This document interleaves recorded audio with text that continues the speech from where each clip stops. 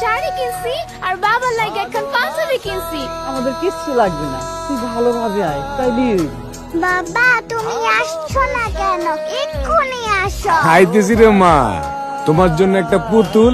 আমার অত কিচ্ছু লাগবে না, কতদিন তোমাকে দেখি না, আমার টুনটুনিও দেখে না। এই ভাই ভাই কৌতূহল না ভাই।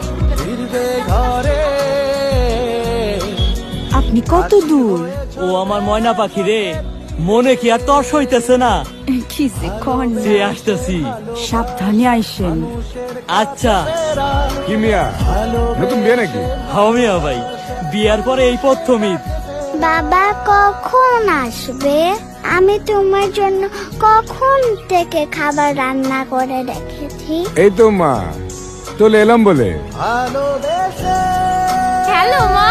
কি রে ভাই, এত দেরি কেন?